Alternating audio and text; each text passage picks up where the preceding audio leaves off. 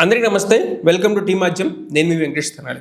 Opposition leader అయిన జగన్మోహన్ రెడ్డి గారికి జనాల్లో ఎక్కడ లేనంత క్రేజ్, ఎక్కడికి వెళ్ళినా కానీ జనాలు తండోపతండాలుగా వస్తున్నారు. ఆఖరికి తెనాల్లో వాళ్ళు రౌడీ షీటర్లు అని చెప్పిన జగన్మోహన్ రెడ్డి గారు అక్కడికి వెళ్ళినా ప్రజల మద్దతు ఆయనకి దక్కిందంటే ఆయన మీద ఉన్న రెస్పెక్టు, ఆయన ఏ పని కూడా ఊరికే చేయరు, దాని వెనక మళ్ళీ ఏదో ఒక రీజన్ ఉంటుందని చెప్పేసి ప్రజలకు ఒక నమ్మకం. అలాంటి నమ్మకాన్ని అధికార పార్టీ తట్టుకోలేకపోతుందో లేకపోతే ఇంకోటో కానీ అర్థం కావట్లేదు. మరి మినిస్టర్ పార్థసారథి గారు అసలు ఏం బేస్ లేకుండా మాట్లాడుతున్నారు ప్రెస్ మీట్లో. ఒకసారి ఆయన మాట్లాడుతుంది విందాం, ఆయనతో పాటు మనం కూడా వెళ్దాం. ఓకేనా? ఆయనతో పాటు ఆయన నాపి మనం మాట్లాడదాం. మాట్లాడండి సార్ పార్థసారథి గారు. నిజాయితీతో ఈ ప్రతిపక్షానికి రాష్ట్రంలో ప్రజల సమస్యల మీద కానివ్వండి, రైతుల సమస్యల మీద కానీ చిత్తశుద్ధి ఉన్నట్లయితే ప్రజాస్వామ్యంలో అత్యున్నత స్థానం పార్లమెంటు, అసెంబ్లీ. మీరేమో మీ స్వార్థం కోసం రాజ్యాంగ విరుద్ధమైన పదవీకాంక్షతో మీరు అసెంబ్లీకి వచ్చి ప్రజల సమస్యలనేమో ప్రస్తావించరు.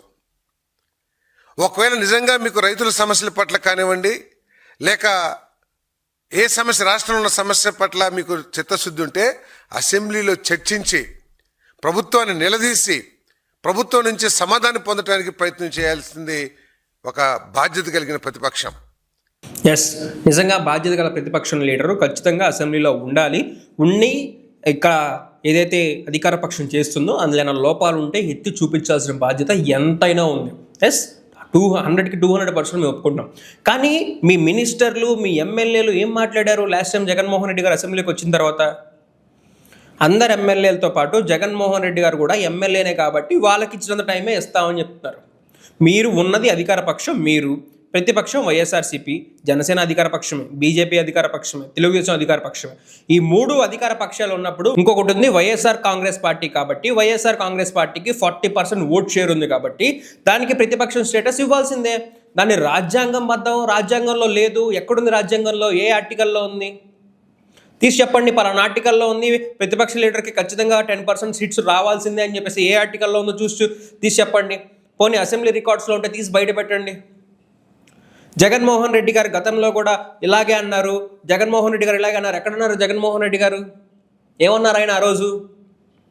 అధ్యక్ష, వాళ్ళకి 23 సీట్లు ఉన్నాయి, అందులో ఇంకో 10 మందినో లాగేస్తే, ఇంకో 15 మంది 11 మంది 12 మంది లాగేస్తే మాకు వాళ్ళకి ప్రతిపక్షం స్టేటస్ కూడా ఉండదు అని చెప్పేసి మా ఎమ్మెల్యేలు అన్నారు. అలా కరెక్ట్ కాదు, అలా లేదు. ఓకేనా? కట్ చేసి క్లిప్పింగ్లు ఇప్పడం కాదు, అలా కరెక్ట్ కాదు. ఒకవేళ అలా తీసుకునే పని అయితే, అక్కడ వాళ్ళు వచ్చే పని అయితే అక్కడ రాజీనామా చేసిన తర్వాత మాత్రమే నేను తీసుకుంటాను నా పార్టీలోకి అని చెప్పేసి చెప్పిన దమ్మున్న నాయకుడు జగన్మోహన్ రెడ్డి గారు. దాన్ని సగం కట్ చేసి క్లిప్పింగ్స్ కట్ చేసి ఏం మాట్లాడతారు మీరు? బీజేపీ గవర్నమెంట్ ఢిల్లీలో 3 సీట్లే వస్తే 60 సీట్లకి, అక్కడ ఉన్న 60 సీట్లకి కేజ్రీవాల్ ప్రభుత్వం ఇవ్వలేదా? ప్రతిపక్షం స్టేటస్ ఇవ్వలేదా? వాళ్ళకున్న ఇది కూడా మీకు లేదా? ఎందుకు ప్రతిపక్షం ఉంటే అంత భయపడిపోతున్నారు? జగన్మోహన్ రెడ్డి బయటే ఎంత చేస్తున్నాడు, బయటే ప్రజల్లో ఇంతలా ఎగిసి పడుతున్నాడు. అదే అసెంబ్లీలోకి వస్తే మమ్మల్ని బతకనిస్తాడా అన్న భయం వీళ్ళలో ఉంది. అవునా కాదా? అసెంబ్లీలోకి వస్తే కాదు రమ్మంటున్నారు వీళ్ళు. అసెంబ్లీలోకి వచ్చిన తర్వాత అందరు ఎమ్మెల్యేలకి 2 నిమిషాలు ఎంతో టైం ఇస్తారు కదా, ఆ టైం మాత్రమే మేము ఇస్తామని చెప్పేసి చెప్తున్నారు వాళ్ళు. లేదు, ప్రతిపక్ష లీడర్గా అసలు మీ బాధ్యత అది ఉంది మీరే కాబట్టి మేము ఏమైనా తప్పులు చేస్తుంటే ఆ తప్పులు జగన్మోహన్ రెడ్డి గారు మీరు చెప్పండి. మీరు చెప్పి మీకు ఎంత టైం కావాలంటే అది తీసుకోండి, ప్రతిపక్షం స్టేటస్ తీసుకోండి అని చెప్పేసి చెప్పి కూర్చోబెట్టాల్సిన మీరు ఏం మాట్లాడుతున్నారు? మీ ఎమ్మెల్యేలు ఏం మాట్లాడుతున్నారు సార్ అసెంబ్లీలో? ఆయన కూడా ఒక ఎమ్మెల్యే కాబట్టి ఆయనకి ఇవ్వాల్సింది ఇస్తామంట. ఒక మాజీ ముఖ్యమంత్రి ఆయన ఎన్నో కార్యక్రమాలు చేశారు. జర్నలిస్టులుగా ఉన్నట్టు చెప్తాం, జగన్మోహన్ రెడ్డి భజన చేస్తున్నావు, జగన్మోహన్ రెడ్డికి ఇది చేస్తున్నావు అంటే మీ కర్మ అది. ఎవడేం చేయలేడు దానికి, మీ కర్మ అది. ఒక్క పంటకైనా గిట్టుబాటు ధర వచ్చిందా? ఒక్క తల్లికి వందనం పథకం ఇచ్చి దానికి ఎంత డబ్బులు కొట్టుకుంటున్నారంటే అంత డబ్బులు కొట్టుకుంటున్నారు. 1 కాదు 2 కాదు, ఎన్ని డబ్బులు అంటే అన్ని డబ్బులు కొట్టుకుంటున్నారు. ఒక్కటి తల్లికి వందనం పథకం ఇచ్చి దానికి ఎంత అయిందా? ఒకసారి 8,724 కోట్లు అని చెప్పేసి మీరు పెట్టారు. 10,000 కోట్లు వేసుకోండి. మిగిలిన డబ్బంతా ఎక్కడికి పోయింది? మిగిలిన డబ్బంతా ఏ పథకానికి ఇచ్చారు? మిగిలిన డబ్బంతా దేనికి పెట్టారు? 1,30,000 కోట్లు అప్పు చేశారు, దేనికి పెట్టారు? మీరు వేసిన రోడ్లు, నిన్న వేసిన రోడ్లు ఇవాళ ఉండట్లేదు ఆంధ్రప్రదేశ్లో. నిన్నేసిన రోడ్లు ఇవాళ ఉండట్లేదు. లేవు. చూడండి న్యూస్ క్లిప్పింగ్స్లోకి వెళ్ళి చూస్తే ఒక్కొక్కటి 4-5 కోట్లు, 5-6 కోట్లు, 10 కోట్లు పెట్టి వేసిన రోడ్లు ఇవాళ ఉండట్లేదు. చూడండి రీసెంట్గా వేసిన రోడ్లే. దేన్ని ఖర్చు పెట్టారు సార్? ఇంకా మాట్లాడుతున్నారు పార్థసారథి గారు, ఆయన మాట్లాడినా మనం మాట్లాడడం. మీరు ఎప్పుడైతే చర్చిస్తారో, ఎప్పుడైతే ప్రశ్నిస్తారో, ఎప్పుడైతే నిలదీస్తారో స్పష్టంగా ప్రజలందరూ చూస్తారు. దాని పట్ల ప్రభుత్వం యొక్క స్పందన ఏమిటి, ప్రభుత్వం ఎటువంటి చర్యలు తీసుకుంటుంది అనే దాని మీద ప్రజలందరూ కూడా న్యాయ నిర్ణేతలు వాళ్ళు ఆలోచిస్తారు. కానీ మీరు అసెంబ్లీకి ఎగ్గొట్టిన దేనికి కారణం? ఈ రాష్ట్రానికి నష్టం జరిగిందనా, రాష్ట్రంలో ఏదైనా వర్గానికి నష్టం జరిగిందనా? కేవలం మీ పదవీకాంక్షతో. మీరు ఇటీవల ఒకసారి అసెంబ్లీకి వచ్చారు, ఉన్న అరగంట కూడా నాకు పదవి ఇవ్వమని చెప్పేసి విలువైన సభా సమయాన్ని చేశారు తప్పితే ఎక్కడైనా ఆ రోజు ఉన్న రైతుల సమస్య కానివ్వండి, విద్యార్థుల సమస్య కానివ్వండి, కనీసం ఒక్కసారైనా స్పందించారని చెప్పేసి నేను ప్రశ్నిస్తూ ఉన్నాను. నేను ఎవరికి పదవికాంక్ష? జగన్మోహన్ రెడ్డిగా? మీకా పదవికాంక్ష? జగన్మోహన్ రెడ్డి గారికి ఇవ్వడం భయపడుతుంది మీరా, ఆయన ఎందుకు ఇవ్వలేకపోతున్నారు? మరి 40% ఓట్ షేర్ ఉంది. ఇంతకుముందే చెప్పా, కాన్స్టిట్యూషన్లో ఉందా లేకపోతే ఎలక్షన్ కమిషన్ రికార్డ్స్లో ఉందా, ఎక్కడుంది చూపించమని. ఉంటే ఢిల్లీలో బీజేపీ గవర్నమెంట్ ఎందుకు ఇచ్చింది? మీరెందుకు ఇవ్వలేకపోతున్నారు? భయం ఎప్పటికే డేటాతో కొడుతున్నాడు.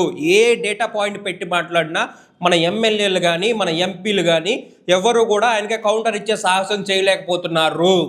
అదే ప్రతిపక్ష స్టేటస్ ఇస్తే ఇంకేమన్నా ఉందా?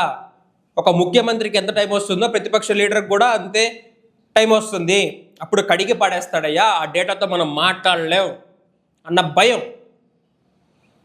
ఇచ్చి చూడండి ఎందుకు రాడు? అప్పుడు మేము అడుగుతాం, జగన్మోహన్ రెడ్డి గారు మీకు ప్రతిపక్ష లీడర్గా మీకు ఇచ్చినప్పుడు కూడా మీరు ఎందుకు వెళ్ళలేకపోతున్నారు అసెంబ్లీకి అని చెప్పేసి ఇదే ఆద్యం టీవీలో కూర్చొని నేను అడుగుతా, ఎందుకు వెళ్ళట్లేదు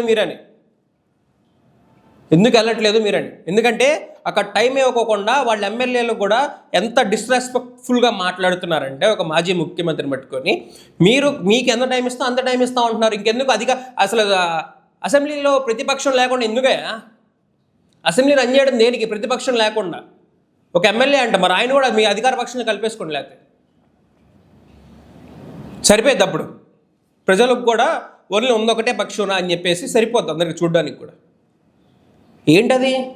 ప్రతిపక్షం లేకుండా టైం ఇవ్వకోకుండా వచ్చిన అరగంట కూడా అంట సమస్యలు మాట్లాడకుండా దీని గురించి మాట్లాడాడు. మీరు ప్రతిపక్ష లీడర్కి ఇవ్వాల్సిన ఇంపార్టెన్స్ మీరు ఇస్తే అక్కడ మాట్లాడుతాడు.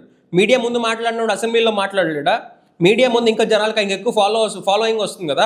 మీడియా ముందు ఎక్కువ మాట్లాడితే మీరు ఇప్పుడు రెడ్ బుక్ అని చెప్పేసి చెప్తున్నారు కదా, మీరు ఇంకా ఎక్కువ యాక్షన్ తీసుకుంటారని చెప్పేసి ఆయనకు తెలుసు కదా. అయినా కానీ డేటాతో వచ్చి మాట్లాడుతున్నాడు కదా. ఏం పార్థసారథి గారు, ఏదైనా లాజిక్ ఉండాలి మాట్లాడితే. ప్రెస్ మీట్లు పెట్టేస్తాం, నీకు చిత్తశుద్ధి ఉంటారా? మీకు చిత్తశుద్ధి ఉంటే మీరు ప్రతిపక్షం హోదా ఇవ్వండి. మీకు చిత్తశుద్ధి ఉంటే ఇవ్వండి మాస్టారు. ఎందుకు భయం? ఢిల్లీలో వాళ్ళు ఇచ్చారు కదా. ప్రజలందరూ దీన్ని గమనించాలి. జగన్మోహన్ రెడ్డి అనేవాడు ఒక్కడు లేకపోతే మిగిలి ఉంది మొత్తం అధికార పక్షమే. అధికార పక్ష నాయకులు, అధికార పక్ష లోకల్లో మీకు ఇప్పుడు ఏం జరుగుతుందో మీరు చూస్తున్నారు. అక్కడ ఆలగడ్డలో చికెన్ గొడవ ఏదో జరుగుతుంది. ఇంకా ఎక్కడ చూసినా లోకల్లో దందాలు, ఇసుక మాఫియాలు, మట్టిని తరలించి వెళ్ళిపోవడాలు, ఇవన్నీ కూడా మీరు చూడట్లేదా? మీ కళ్ళ ముందు జరగట్లేదా? అవుట్సోర్సింగ్ ఉద్యోగాల కోసం కొట్టుకుంటున్నారు ముగ్గురు పార్టీలు. జగన్మోహన్ రెడ్డి ఒక్క అవుట్సోర్సింగ్ ఉద్యోగాలు తీయకుండా ఎక్స్ట్రా పోస్టులు ఇచ్చాడు. వాళ్ళంతటా వాళ్ళు రాజీనామాలు చేసి వెళ్ళిపోవడం ఇంకోటి జరిగితే తప్ప కూడా ఆయన ఇచ్చాడు. ఇప్పుడు ఉన్న వాళ్ళందరికీ కూడా దాదాపు మేము ఎంక్వైరీ చేస్తే అవుట్సోర్సింగ్ ఉద్యోగాలు ఇలా బెదిరింపులు మాకు నోటీసులు ఇచ్చేశారు, కాలేజ్ ఏమన్నారు, ఇప్పుడు రేపు అయిద్దో మాపైద్దో తెలియదు అని చెప్పేసి వాళ్ళు వాపోతున్నారు. ఏం మాస్తారు? అట్లుంది సిచ్యువేషన్. ప్రజలందరూ దీన్ని ఖచ్చితంగా గమనించాలి. వీళ్ళకి పదవికాంక్ష ఉంది కాబట్టే ప్రతిపక్ష ఇవ్వలేకపోతున్నారు. ప్రతిపక్ష లీడర్గా ఆయన అక్కడ కూర్చుంటే మంటేమో అది. Thank you for watching. ఇట్లు టీమాంచం.